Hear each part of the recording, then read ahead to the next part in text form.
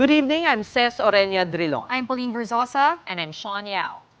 The big stories tonight. On day 6 of the conflict between Israel and Iran, the Philippines is bracing for the impact by way of nationals caught in the crossfire and a looming fuel price surge that could be triggered soon. Also in the news today, two allies of the Dutertes. Former presidential spokesperson Roque denies he is in Germany to seek asylum after the Netherlands rejected his application for the same. Meantime, Duterte Youth party list's registration has been canceled by Comelec.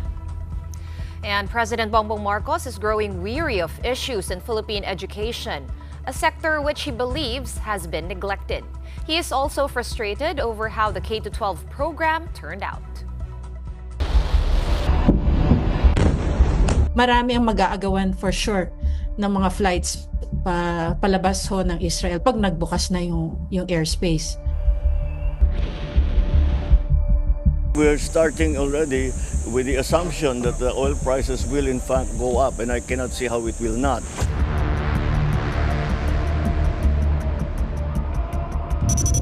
Despite the worsening conflict between Israel and Iran, President Bongbong Marcos does not see any need for the mandatory evacuation of Filipinos there, well, at least for now.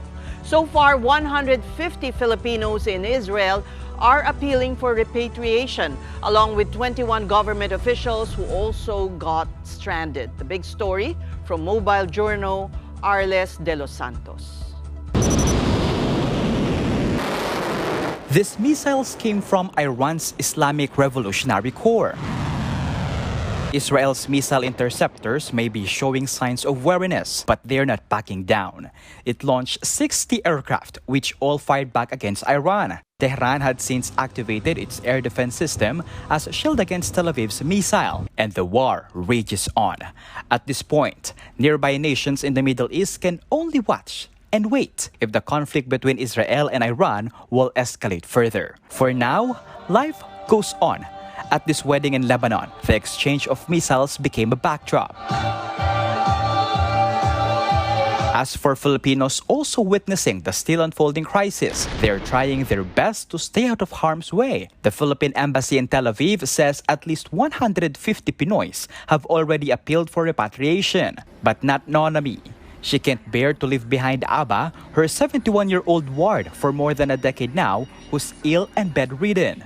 Nakukonsensya ako, sabi ko nandun ako na nagtatago, ikaw ay naiiwan dito. And even if she's ready to leave, Nonami still can't, as the airspace in Israel remains closed. It's the same situation for 21 local and national government officials now stranded in Israel. That include representatives from Aasenso party list, 9 mayors, 4 vice mayors, and DILG representatives. They are currently cooped up in a bomb shelter. Dami pong conferences na nangyayari dito sa Israel. At in fact, meron ho tayong mga government officials who are in town for seminars. So apektado rin po sila yung pag-uwi nila. So everybody will try to be everywhere, no? Hindi lang po tayo. Marami ang mag-aagawan for sure ng mga flights palabas ho ng Israel pag nagbukas na yung airspace. So far, 224 had died from airstrikes in Iran, 24 in Israel. No Filipinos in the death toll. But our embassy is closely monitoring a Pinay caregiver who was critically wounded by a bombing during the first few days of the deadly exchange. President Bongbong Marcos says Migrant Workers Secretary Hans Kakdak is now headed to Jordan to facilitate the repatriation of Filipinos in the Middle East. But for now, evacuation of our nationals in Israel and Iran is still voluntary. Ang naging problema natin sa pag-evacuate sa kanila ay dahil sa gera, maraming sarado na airport. Kaya nag-ahanap tayo ng ruta kung saan sila mailabas. We generally leave it to each individual or each family to decide for themselves whether or not they feel safe or whether or not they would like to be evacuated. The president has also ordered the Department of Energy to keep tabs on the oil supply in the Philippines. On Tuesday, the department has begun inspection of one of the largest oil depots in Manila. Oil companies have been advised to keep track of inventories of crude for 30 days and petroleum for 15 days. This is to temper more price hikes that can be triggered by the Middle East conflict. Ibig sabihin, kahit walang dumating sa Pilipinas ng supply, walang delivery sa atin, kasi wala naman tayong source dito na local eh. Pag nag-import tayo at wala nang papasok na importation, in 15 days, meron pa rin tayong supply. Mobile Journal Arles de los Santos. We are One News. Now let's get to know the situation in Israel from the eyes of one of our kababayans there. And joining us tonight is Danilo Pagkalinawan II, a student assistant for special children in Israel. Magandang gabi sa iyo, Danilo, from the Philippines. We're glad that you could join us tonight. Walang siren ngayon, walang alert. Wala naman po.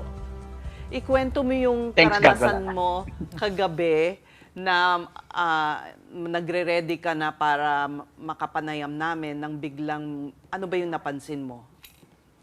Kagabi po ay 2 times po na nagkaroon ulit ng alarm. Yun nga po, instead na kami ay mag-prepare ng mga gagamitin pa namin or mag-dinner instead, nagkaroon po ng alarm. Even in the middle of the night, 2 times again in the middle of the night. Napakahirap po dahil lagi kaming kulang sa tulog kahit na papasok pa sa trabaho yung iba. Kung ganun, yung iba ba nagpapagabi na lang sa bomb shelter? Option ba yon na doon ka na lang matulog? Meron pong gano'n, napitil na gusto na lamang magstay sa bomb shelter para for their safety dahil nahihirapan na po silang magtatakbo palagi. Kagaya na lang kagabi yung kaibigan namin dito, kasama namin dito sa hostel na provided ng ating embassy. Sabi niya sa amin, much better yata doon na lang ako sa amo ko o di kaya dyan sa bomb shelter na magstay. And nakatatlong shelter kami na pinuntahan dahil kagabi hanggang madaling araw puno yung mga shelter na napuntahan namin. So ang hirap, siksikan kami doon kagabi dahil naka 2 times siya. So medyo feeling namin again, mauulit yung nangyari doon sa may bahay namin. Lumipat ka dyan dahil nasira yung dati mong tinitirhan? Yung eksakto kong tinitiran po namin ng mga kasamahan ko, yun po yung tinamaan po ng I think, yung impact lamang po yun. Hindi po talagang yung missile yung bumagsak doon. Bali sa kabilang street pa bumagsak pero nadama yun sa amin dahil sa lakas ng impact niya. At itong tinitirhan mo ay inayos ng embahada? Hindi po. Bali, nirelocate po kami. Ang sabi ng government ng Israel, yung mga tumutulong po na social worker is dadalhin po kami sa Jerusalem, which is meron silang provided na hotel doon for 1 month para sa aming mga Pinoy. Hindi po kami pumayag dahil malayo po sa mga trabaho po namin. And yung ating embahada, ayan po, sila po yung nagsagot ng hostel na malapit po dito sa location po ng mga trabaho po namin.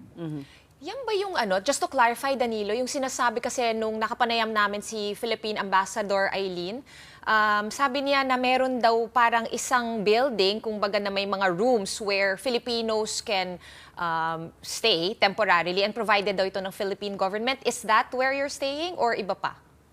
Hindi po. Ito po ay isang hostel na sa Israelis. I think yung sinasabi po ni Sir ay yung po yung nasa Tel Aviv po yata. Kami po ay nandito sa isang place pa na tinatawag ay Rehoboth City. Okay. So now it's the 6th day na ng palitan ng putukan between Israel and Iran. Kamusta ang kalagayan mo at ng mga kasamahan mong Pilipino? Kamusta ang yung takot, yung trauma? Paano naiibsan yun? Ay, hindi po namin masabi. Talaga pong lagi po kami ninenervous na ngayon. Dahil minsan namali lang Yung sa cellphone namin, meron lang the same nung notification, ng warning nila, the same lang ng sounds, pero tuloy yung mga kaba namin, talagang nagtatakbuhan na kami. Sasabihin lang namin na, teka, hindi pala ito yun. So talagang, ang hirap pong parang trauma na din talaga. Kumbaga, ewan ko pa, paano, siguro kung talagang masasabi nilang end of the world na talaga. So doon lang kami maiibsan yung trauma namin siguro. And Sir Danilo, ito nga po, pinapakita namin yung videos, yung pictures, nung nangyari po dun sa inyong tahanan, sa inyong bahay, and our hearts really go out to you because napaka-devastating and heartbreaking po talaga ng nangyayari dyan. And it is already the 6th day of the attacks. Naiisip nyo na po bang magpa-repatriate dahil over 150 Filipinos na daw po ang nag-request? Isa po ba kayo doon? Sa ngayon hindi pa po ako nakakapagpalista and gusto po namin ma-settle muna kung ano yung mga dapat po namin ma-claim dito sa nangyari po sa amin. Can you elaborate claims that you can make to the Israeli government? Or sa work ba? Opo. Sa Israeli government. Kaya saka po dun sa kagaya po ng friend ko na binuhat ko nung gabi nang nadama yung bahay namin. Na-hospital po siya. And then sila ngayon ay naglalakad dun sa health insurance niya and then kung ano po yung maibibigay ng gobyerno sa kanila. And sa part po naman namin, yung mga gamit po namin at saka mga property po namin na belongs po sa amin na napakarami po nun. Bawat isa po sa amin, mga pag-aari po ng mga importante gaya ng mga alahas o mga personal belongings na talagang napag-ipunan po namin bago namin po nabili. And then may positive na nasabi naman po sa amin na maaari po na i-compensate po kami para doon. So ang mga kagamitan mo, iniwan mo na doon? Kunyari may computer, etc.? Opo, pero po marami pa rin po marami pa rin po yung mga gamit namin po doon na naiwan. Meron po ako na-retrieve ng second day na after po niya nadali po yung bahay namin. Nagpilit po ako na pumunta doon at nagpaalam ako. Tapos sa likod na ako pinadaan doon sa may ibabaw nung pinangyarihan. After po ng mabako, nagkaroon po ng medyo daan doon at pinakababa po ako. Na-retrieve ko po yung service na ginagamit kong e-bike at saka yung mga construction tools ko. Very important po sa akin kasi minsan yun din po yung nagiging trabaho ko minsan. Ang importante, buhay ka. Di ba? Number one, yun nga po daw. Yun nga po talaga ang pinaka-importante. At nakakausap po ang pamilya dahil buhay pa po ako. May mensahe ka ba, Danilo, sa iyong pamilya nandito sa Pilipinas? Sa pamilya ko po na nasa Pilipinas, wag na po kayong mag-alala masyado at sa tulong po ng gobyerno ng Israel at ng ating gobyerno ay nasa maayos naman po kaming kalagayan. At safe naman po kami. Sa aking ina, wag po kayong mag-alala at magkikita-kita rin tayo pagdating ng time. First, Sir Danilo, ano po ba ang naririnig nyo from the Israeli government? Magbubukas na daw ba soon ang airspace para makalipad na yung mga tao, makapag-evacuate? And itong pag-process ng insurance, which is the reason why you are choosing to stay, kailangan ba physically present? Hindi po ba yan magagawa electronically na lang para at least nasa safe na lugar na po kayo? Talagang gusto mo siyang pauwiin,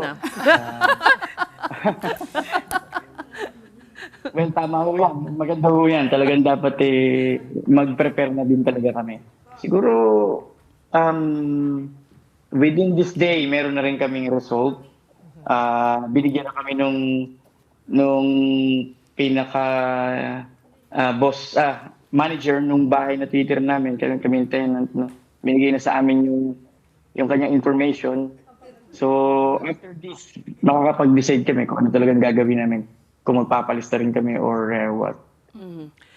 Anong masasabi mo tungkol sa alok ng gobyerno na maaring bigyan kayo ng 4 na buwan na sahod para kung kayo ay pumiling umuwi, para kayo ay, makapag-settle muna dito sa Pilipinas habang naghahanap ng bagong trabaho? Anong reaction din ng mga ibang kababayan natin dyan? Ma'am, the first reaction is that true? Hindi po ba fake news yan? Kasi po, dito po ay hindi naman po sa maliit sa ating kinikita sa Pilipinas. Kung masipag ka lang po dito, ay kikita ka talaga ng gusto, no? Totoo ba talaga kaya yung alok ni Sir Kakdak na 4 to 6 months ay susuplayan nyo kami at parang susweldo kami sa kanya? So kung gano'n, may nagtanong mo sa amin kanina totoo ba yun or what? Kasi magpapalista ako, sabi ng isang kasama namin. Totoo naman. Which is good. Totoo Which is naman. good. Well, we'll hold him to his word. We'll hold him to his word. At saka, meron naman kayong kontribusyon, di ba, kayong mga OFWs sa pondo. Kaya dapat, pagka may mga ganitong sakuna na hindi inaasahan, doon kukuha ng pondo. Sir Danilo, matanong ko lang din po, kamusta naman ang supplies dyan ngayon sa Israel? Because we heard this report na parang hirap na daw po kayo sa tubig dyan. Tama po ba yun? Kasi hindi kami sanay lang uminom dito sa may sa may waterline nila dahil yung Israelis nga bumibili rin ng mga bottled water and naglibot kami, naghanap kami. Merong tubig na binibenta yung isang supermarket dito na napakaliit na 6-pack. Napakamahal. Sobrang mahal. So hindi naman yun ang regular na binibili namin. And wala talagang mabili na kagaya ng dati.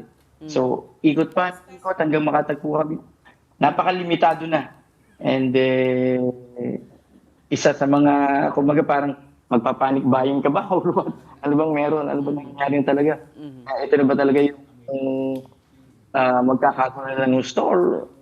Ang hirap mag-isip, ang hirap din bigyan ng eksaktong word. Ano na ang eksaktong natin mangyayari ngayong araw, ngayong mga panahon na to. What about other basic necessities bukod sa tubig, pagkain, fresh food? Available pa ba or puro yung mga delata na lang and packed food?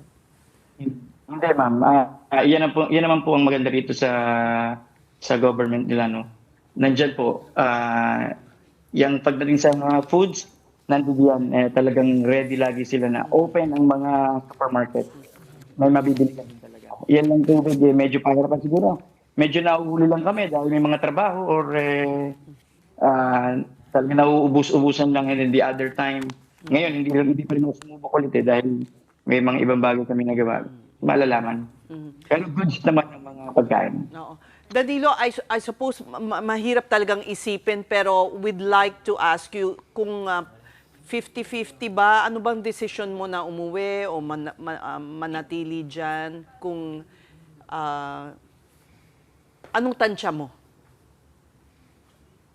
Meron po akong, kung sa 100%, may 80% na po akong naiisip na talagang iyon ang gagawin ko after this mga proseso. All right. Well, we hope you will keep safe and also the rest of our kababayans na kasama mo. Ikaw ba'y nagtatrabaho pa? Patuloy ang trabaho doon sa special needs school, right? Yes, ma'am.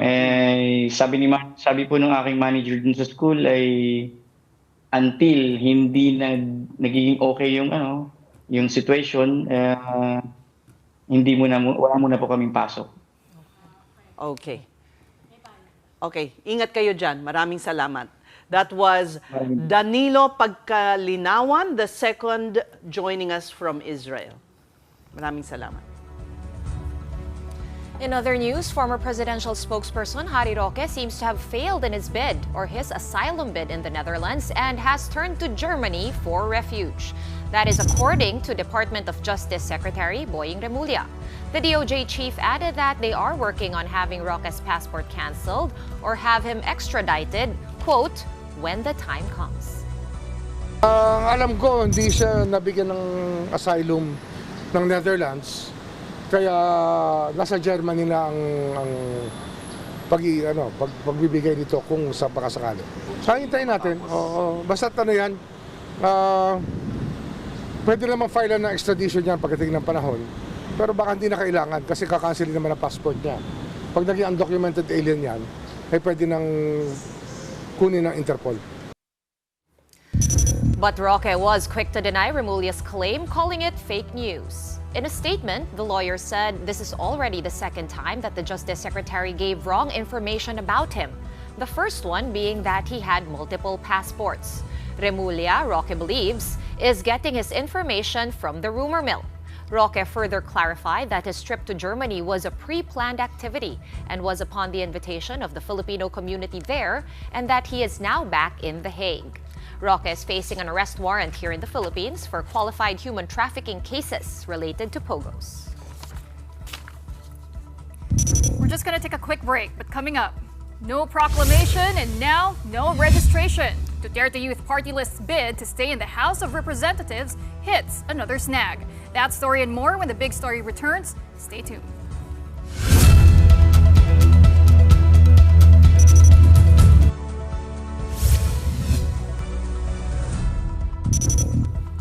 You're watching The Big Story here on One News. Protests continue in cities across the United States following a surge of ICE or Immigration and Customs Enforcement raids there. Under the second administration of President Donald Trump, ICE reported over 100,000 arrests since January. That's almost double the figure from the same time last year. The White House set a daily quota from 1,000 to 3,000 arrests, raising concerns the agency may start targeting minor cases to hit the target. As for Filipinos in the U.S., the Inquirer reported 2 Filipino green card holders detained on separate occasions upon returning from a trip to the Philippines. Llewellyn Dixon and Rodante Rivera were arrested by border authorities at the Seattle-Tacoma airport over decades-old convictions. Dixon was detained on February 28 for an embezzlement case 20 years ago, while Rivera was held on May 18 for an old nonviolent offense. Both have since been released after immigration judges ruled their old convictions no longer met the standard for deportation. And let's hear more updates on what happened to both cases, as well as the situation of our kababayans in the U.S. Joining us tonight is Bea, who is part of Tanggol Migrante Network in Washington, a migrant rights advocacy group at the forefront of calls to protect Filipino immigrants detained by ICE. Welcome to The Big Story, Bea. We're holding your surname at your request for, I guess, your protection. Tell us the mood that's prevailing among the Filipino communities scattered all over the U.S. Hello po, ako po si Bea from Tanggol Migrante at saka the National Alliance for Filipino Concerns o NAFCON. Kami po ay isang alyansa ng iba't ibang mga organizations dito sa US who are really responding to the issues ng mga Pilipino dito sa US at saka sa Pilipinas din through advocacy and action. And really to respond to your question of what is the mood right now, I think people are angry, upset, confused, but through the work of our network, also very hopeful in our fight. And we are very determined that we will continue to advocate for Filipinos in detention.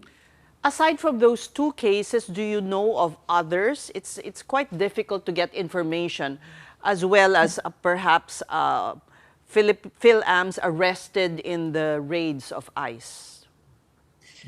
Yeah, so I can, here in Washington, we know of quite a few Filipinos who are in detention, and it was really through starting with 2, si Auntie Lynn at saka si Kuya Dante, who were actually able to connect us with different Filipinos that we did not know of at the Northwest Detention Center. I think that's really to show that while we don't know the firm numbers of Filipinos in detention, I think it is very concerning that that information is unknown, but it is really through this network and through our ties with Filipinos who are seeking for support where we're able to get that information. So do you have figures of those currently in detention? In Washington State, we know of at least 10, but of course, across the U.S., there are still different cases where we know that there are more. Individual cases, But again, that's our estimate. We are really trying to do our best to understand more what are the true figures of Filipinos in detention, especially as the Trump administration is ramping up arrests to 3,000 per day. Any idea if those numbers that you just quoted, Bea, are those just from this new Trump or current Trump administration? I believe this is from the current administration. Talaga po, they have a quota on immigrants, which is so inhumane, I think. So those are some of the numbers that we know right now through our research. We were able to talk to a ambassador to the U.S., Babe Romualdez, and he said, you know, as long as wala kang record, wala kang ginawang mali, you should be able to consider yourself like safe from these raids. Would you agree with that statement, or are there things slipping through the cracks? I definitely think that that's not true, and it's also very, I think, dismissive of a lot of the fear that many green card holders are experiencing here, or whether you have a green card or not. I think the Trump administration has been very shameless in targeting whoever. Some of this rhetoric, I think I've heard news of people, of them even detaining people who are homeless at this point because they're not able to show proof of a license.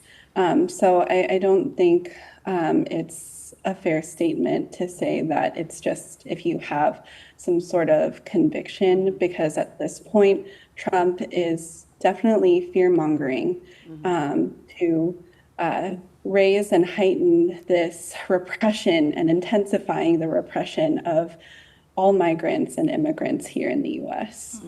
Okay, but Bea, tell us about the sentiment of the Filipino-American community there in the United States. Is it true that the community right now is divided in a sense that while some are against it, there are also those who support the deportations, the arrests, the detentions? I think there are some sentiments, but I think especially with the cases of Antilin and Kuya Dante, people are starting to take a turn and really see themselves in Antilin and Kuya Dante. I think so many Filipinos abroad can see their stories in those who have been detained. I think, for example, for myself, I grew up in a care home in a big community of Filipino caregivers who had different vulnerable statuses, but at the end of the day, we looked out for each other. I think we have a common unity that Filipinos, we work hard and we sacrifice so much to send money and support to our families back home that I think because we've been able to share the stories of Antilin, Kuya Dante, ATM, and Kuya Max. Those are a few of the Filipinos in detention that we know. I think people are starting to change their view that there are good versus bad migrants. I think we can all agree that yung mga karapatan ng Pilipino, no matter where you are, should be upheld. What concrete action do you want from the Philippine government or from our embassy there in the U.S.? Yeah, I think the Philippine government has they've made many statements and have even sought to take credit for the support of migrants in detention, but in reality, they haven't really adequately responded and fulfilled the urgent requests for support that have been made by Filipinos and their families. I think just to give some context of what Tanggol Migrante is, it's both the Filipinos who are in detention, but also their families, and they're really the ones who can refute these claims that the Philippine government has been addressing some of these concerns. But really what these families are wanting is urgency and being proactive in these cases. We've been working, again, closely with the families of those detained, and in spite of all of the efforts to reach out. Romualdez keeps stating that the embassy's door is open for us, but he has still yet to come to the table and meet with us and directly hear our concerns. So I think that's really what we're wanting the Philippine government to do, is to actually advocate for the release of Filipinos from unjust detention and to be proactive in the monitoring and advocating for those who are being really targeted by the Trump administration right now. Bea, we thank you for your time, and the big story will be closely in touch with your group to monitor the cases of the 10 who are still in detention. Thank you so much for your time. That was Bea from Tanggol Migrante Network in Washington. In other news, the COMELEC 2nd Division has canceled the registration of the Duterte Youth party list in a vote of 2-1. According to the decision, the group's registration has been void from the start since they failed to abide by jurisdictional requirements. First is the rule on publication, where anyone who wants to join party list elections should get their list of nominees published in at least 2 broadsheets.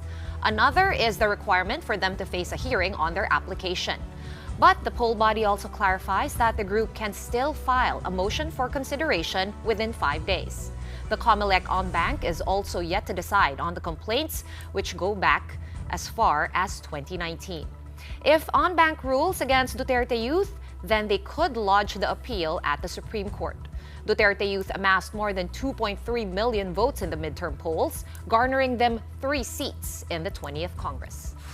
Ang issue po dyan ay issue ng nag-comply ba sa requirements ng accreditation yung mismong naturang party list. Ibig sabihin, meron ba siyang publication at meron ba siyang hearing. Ang sabi po ng COMELEC Division, voting 2-1, ay wala po yung dalawang requirements na yan, which are mandatory requirements, and therefore, ang sabi po nila ay void from the very start yung accreditation, and therefore dapat kinakancel po yung accreditation ng party list po na yan. The Senate Impeachment Court and the lower house are at it again, trading barbs over the delay in the impeachment trial of Vice President Sara Duterte. Senate Impeachment Court spokesperson Reginald Tongol first responded to statements by the House prosecution team that the senator judges are delaying the impeachment process. Tongol reminded the prosecution team that it's going up against the VP's defense team and not the Senate Impeachment Court. And it would be best for the prosecution to just prepare for the trial and comply with the court's order. It's been 8 days since the Senate Impeachment Court ordered the prosecutors to certify that the House did not violate the 1-year ban on filing impeachment complaints and that the House of the 20th Congress will pursue the case against Duterte. House prosecutors have yet to issue a formal reply.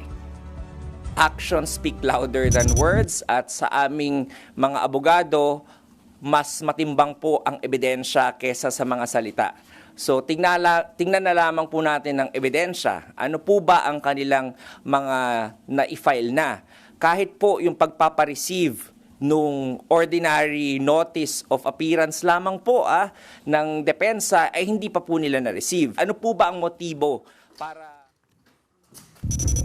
Meantime, House spokesperson Princess Abante immediately responded to Tongol's statements. Abante maintained the impeachment court's order is illegal. Abante said the House prosecution is prepared and ready for the impeachment trial.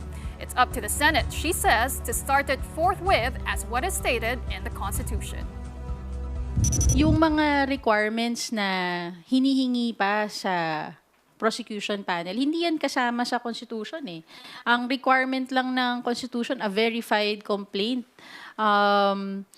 that is sufficient in form and substance. That was voted upon by the members of the House of Representatives. That was transmitted to the Senate. Time to pause for another very quick break, but when we return, President Bongbong Marcos has had enough of the current K-12 program and other issues hounding the education sector. That's in part 2 of his interview with our Cheryl Cosim coming up in a bit. Keep it here.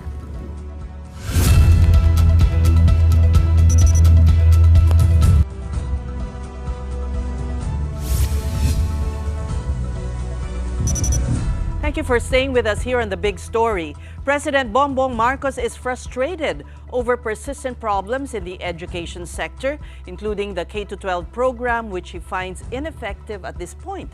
In the second part of his interview with 1PH anchor Cheryl Cosim, the president also addressed issues close to the heart of many ordinary Filipinos, rice and security. Here's the story.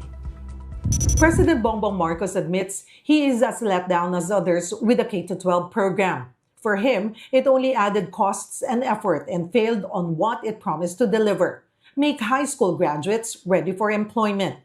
It is the same frustration that I expressed in the first place. Kasi it's costing more for the parents. Sa 10 years, wala namang advantage. Wala naman naging advantage. Hindi rin nakukuha sa trabaho.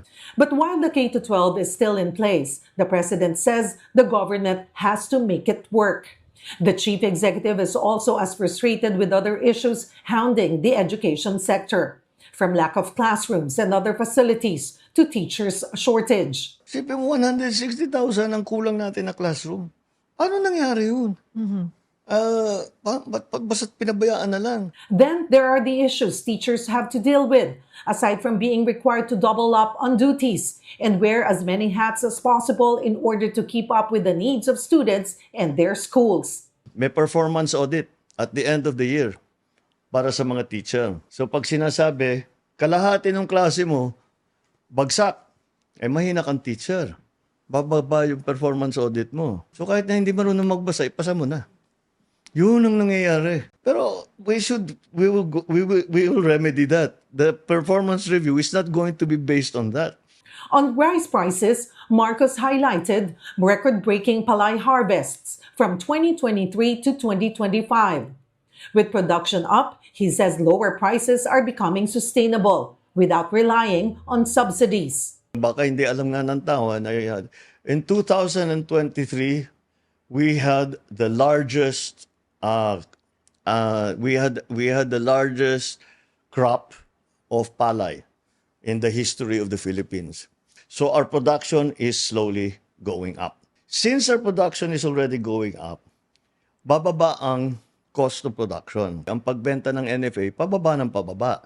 That's why I'm so confident masabi sustainable. Magagawa po kaya yan bago matapos ang inyong termino? Magagawa yan. The administration is not only confident of the sustainability of the cheaper rice initiative, it also has big plans on making the Kadiwa program fully funded by the national government. We are providing the volumes that are sufficient for 51% of our population. That's for now. It will all be 20 pesos. Hintayin natin yan, Mr. President. Pareho tayo. Another gut issue for Filipinos, security. His marching order to new PNP Chief Nicolas Torre III, make Filipinos feel safe again. Patrol the streets, destroy seized drugs immediately, and restore trust in law enforcement. Even if the statistics are telling you crime rate is down, drug seizures are up, that's not enough. We instigated already this new program. That's the only way that people will feel safe. Paano po rin kaya mararamdaman yan sa like the barangay level, sa communities? Well, what is happening, because we were concentrating doon sa mga big time na drug syndicate, drug lord, yung mga small time. Kaya yung cops on the beat, that's the solution to that. The third and last part of my exclusive interview with President Marcos airs on Friday, June 20. Catch it on the social media platforms of 1PH, 1 News, News 5, True FM, and the Presidential Communications Office. I'm Cheryl Cosim. We are 1 News. Well, as the president just said, the country's education system is still facing numerous challenges, top of which is a learning crisis brought about by lack of resources and infrastructure, disparities, and access to quality education. And to talk about this, we have Pasig Representative Roman Romulo in the flesh. Congressman Romulo is the co-chairman of the 2nd Congressional Commission on Education, or EDCOM. Good evening, Congressman Romulo. Thank you for coming to the big story. Yes, thank you for the invite, Ces, of course, Shawn and Pauline. You would concede we are in the education system is in a crisis right now. Yes, that's why we have EDCOM 2. That's why there are many reforms in the pipeline and hopefully to be implemented soon by the Department of Education. But you are not frustrated well, we were talking earlier before the program. You are quite hopeful. Where is this optimism coming from? Because we are very pessimistic. Because Ces, actually, the education sector faces many challenges. But I think we can prioritize the challenges. And the number one priority is to face the congested curriculum, which is really affecting the quality of education. So that is something that is doable. And once we do that, we fix the most essential thing, which is functional literacy. Once we fix that, which is reading comprehension, then the Filipino on his own, her own, they'll be able to cope with whatever challenge. That's why, importante talaga ngayon ay let us fix the curriculum. Magandang sinabi mo kanina, parang nabulaganan lang tayo, but this problem was festering even before because of the way the government reads the data, or what is it? Tell us how we got to this. Well, maybe, when I'm asked about this, I always say that maybe we really just lost focus on what is essential in the learning community, which is really the basics. Reading comprehension, writing, mathematics, grade level, and GMRC. I think at one point what we wanted really was, we overloaded, we congested the curriculum. At one point we had more than 15,000 competencies. Right now, senior high school, we have 31 subjects that we want our students to learn. And I think this came about because we trusted Filipinos. We knew that we were smart. We knew that Filipinos are smart. We knew that we can rely on them. And the we data, can't anymore. and the data that we got, I think, misled us because we've had this PSA FLEMS survey. Yes. Please talk about that. I wanted to hear that. Yes, we've had this PSA FLEMS survey ever since before. And I think many Filipinos were always wondering, they would start, that was, I think, started in 1992 or 1994, then that's every 5 years. And every time that the survey comes out, I think Filipinos would be surprised that they would say 90+% of Filipinos are literate. And then we see our NAT results, our ELNA, Carla, those are the assessments given by the DepEd. We see our international assessment results. That's the PISA, SEA PLM, TIMS, saying otherwise. And then you have our own PSA saying, walang problema, 90+% are literate. And that's Kasi where... mali ang tanong. Mali ang tanong eh. The metrics have been updated though, right? Yes, now it's been updated. That is why hopefully we will get a better picture. I was telling Ces earlier that last year when we were reviewing the FLEMS PSA in one of the councils, we noticed that there was a question that asked, they were asking a Filipino, nag-graduate ka ba ng high school?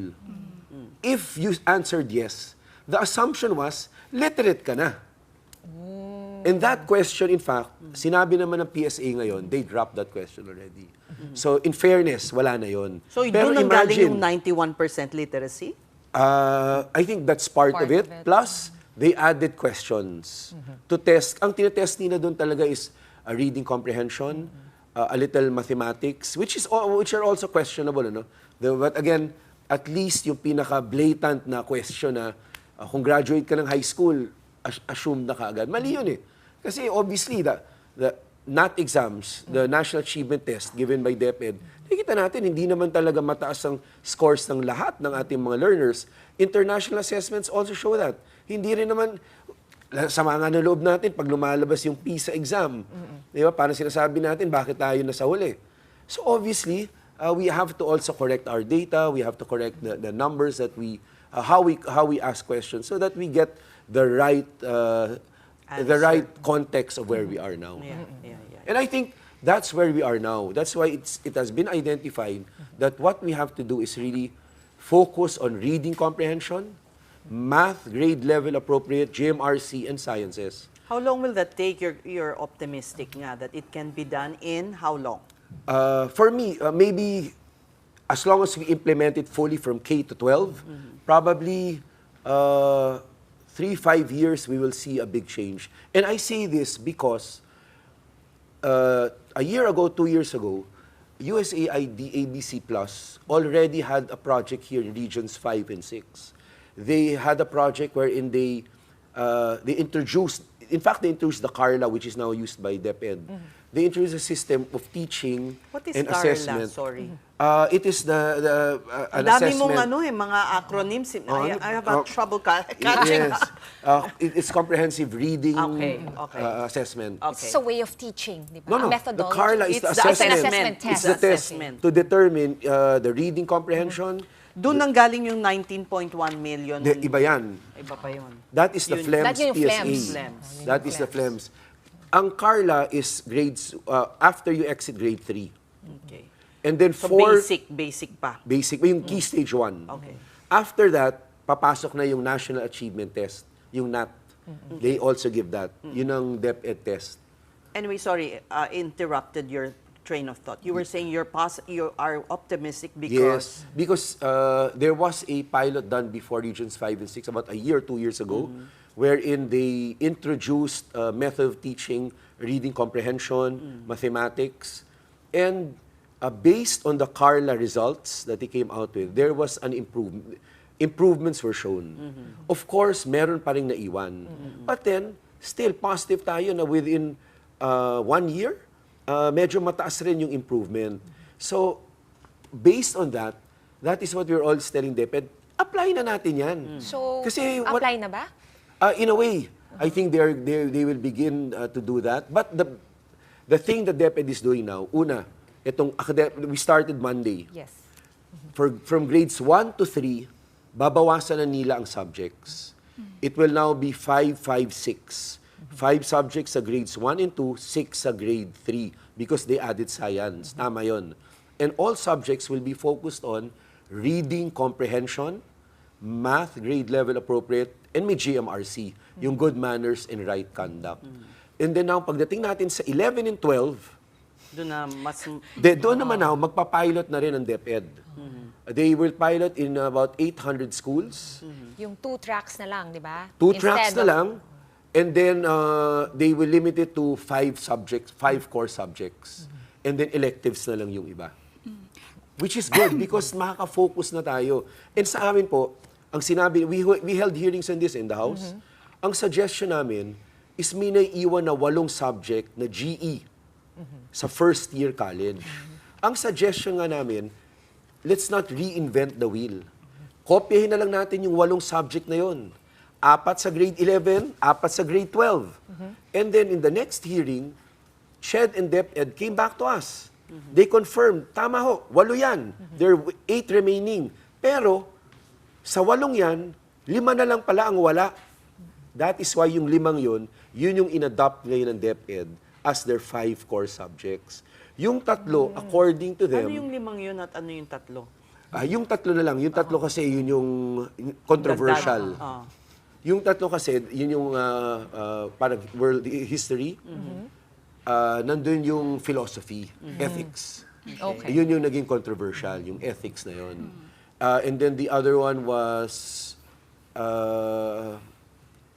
I think, contemporary art. Okay. Parang so yung mga ganun, mas art siya. arts and humanities. Parang gano'n. Pero yung ethics, naging issue yan eh. Kasi sinasabi nila, wag alisin. But as in the next that hearing, we were telling the SHED and DepEd, of course, final say sila. Pero whether it's 8 or 7, imagine kahit 7 lang, that is 21 units. Pag tinanggal mo yan, babawasan mo ang kolehiyo ng 1 whole SEM. And mas magastos sa kolehiyo.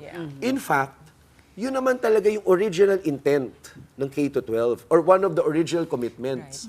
Sinabi nila sa atin nun, tanggapin nyo na ang K-12, babawasan naman yung kolehiyo. But that never happened. But now, hopefully, now that SHED and DepEd are talking, baka sakali kahit 1/2 SEM, half a SEM, mawala. And then, meron pang isang SEM pala. Alam ba ni Presidente yan? Kasi na-frustrate siya sa K-12. Pero yung K-12 itself is frustrating, for the simple reason that when that was passed in 2013, the commitment, amongst the commitment were job ready for quality jobs. Hindi nangyari. Secondly, sabi, college ready. What is happening now in college? Our colleges have bridging programs. Nagdagdag na tayo ng grades 11 and 12. Tapos may bridging program. Sa college may bridging pa. Kailangan pa mag-remedial bago Magre-remedial mag-start. ka pa. In fact, says Shawn Paulina, there are cases that now, kung magkamali ka ng strand na piliin, You can't. malilimit rin yung programs that you can choose in college. Example, if you want to go into engineering, Kailangan science. STEM. Kung hindi ka nag-STEM, Hindi ka pwede mag-engineering. hindi or may bridging programs ka. So bakit natin pinahirapan? And that is where I think many Filipino families are getting their frustration from. Na parang that's why they hate K-12. Oo, kasi yung commitment hindi naman ganito lang, even yung job ready.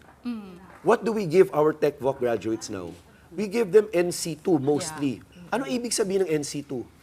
Under our own Philippine Qualifications Framework, it means may skills ka, pero hindi ka pa pwedeng mag-isa. May nakabantay pa sa'yo. Very You're not quickly job lang, ready.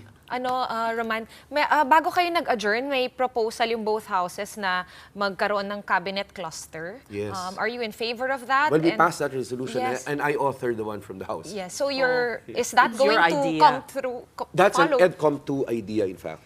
I think that is essential. Kasi when we try-focalized, remember nung 90s, hiniwalay natin. Yung Dati CHED, DEX ata eh. Hiniwalay natin. Nagkaiba-iba nung direksyon eh. So dapat talaga mapagsama sila. Because Parang whole of government approach Yes. na. Kasi sis, Crisis ang na teachers ng DepEd, saan nila nakukuha? Graduates ng college natin, education. So kailangan yung curriculum, alam naman talaga. Dapat nag-uusap sila kung ano yung tamang curriculum. Oo nga naman. Kasi Congressman, sila yung tuturo eh. I'm very sorry we're running out of time, Kong, no? But I needed to ask about the no-fail policy. Yung mga estudyanteng pumapasa, kahit That's your regardless of advocacy their... Pinapasa lagi. Oo, regardless of their performance, bakit ba may ganun, Congressman? And how can we address that? Ako kasi, Pauline, to be honest with you, I subscribe to I'm against right now of any retention of any student. And the reason for that, first, sa mahirap na pamilya, yung edukasyon talaga, pag it's a susi siya to a quality job. Nga, pero kung hindi Pero naman. kung hindi pumapasa yung anak niya, baka mamaya isipin niya, wag na lang. So baka hindi tumuloy. Secondly, sino ba may kasalanan? Kayo. Tayo, yes, kami sa gobyerno because the system congested the curriculum too much. So ayusin muna natin. Ang sinasabi ko nga sa DepEd, we should pass everyone, but then hold special classes para makahabol sa reading comprehension, grade level, and math. Pero kaya natin, yan ang ginawa ng ABC Plus in Regions 5 and 6. Yun ang sinasabi kong gawin natin. So there's hope talaga, kaya natin So no learner left behind pa rin. Except kung talagang ayaw nang pumasok naman talaga ng paaralan. Ayaw ko naman yung teacher pa yung maghahabol sa bahay para kausapin, bumalik. Kasi kawawa rin yung teachers eh. That's another problem that also should be discussed. Wow, we didn't even talk about the money yet, the classrooms, etc. It's such a complicated... But the classrooms in the House, we already passed on third and final reading. Alam naman natin na totoo, buildable space is a problem. So what we need to do is ask help from the private sector. So sa amin, we want to expand the voucher system to grades 1 to 6 also. Kasi... Para sa private schools? kasi kung hindi nakasya sa kung quality naman yung private school, let's ask the help ng private school. Kasi the ratio we will never get. Kung pipilitin natin, pinupuno natin yung DepEd schools. Yun din yung sinabi kagabi ni Benjo Basa sa atin na pabor siya doon sa voucher system. Pwedeng ibalik daw. Yung amin, we passed it pera already. para dyan? Mahal ang expand. private? We don't, it's really a voucher. So, kahit na paano may sharing doon ng private. Okay. All right. Well, teachers pa, pero wala na. Wala nang time. Balikan na lang ulit, Yes. Congressman. Sige. Well, we thank very much EDCOM 2 Co-Chairman Pasig City Congressman Roman Romulo. All right, and now for one day only, you can get closer to our national hero, Jose Rizal. And here's our big picture tonight. In celebration of the national hero's 164th birth anniversary tomorrow, June 19, barriers will be taken down at the Rizal Monument in Luneta Park to give the public a rare chance of taking selfies with Rizal's statue. In a Facebook post, the National Park Development Committee announced a photo time, which it called Rizal Up Close. That will be from 10 in the morning until 4 in the afternoon. You can also catch other activities lined up for Thursday, including a wreath-laying ceremony at 8 a.m. in the iconic Luneta Monument. There are also interactive events such as Mirroring Rizal, the Oracle of Sibila Cumana, and Stamp a Souvenir. These are whole-day affairs happening at the Nolimitangere Garden. And that's it for the big story this Wednesday evening. Thank you so much for watching. We are One News, all sides, all the time. Hopefully the weather will cooperate tomorrow for the Rizal selfies. But we'll be back 7:30 p.m. See you then. Have a good night, everyone.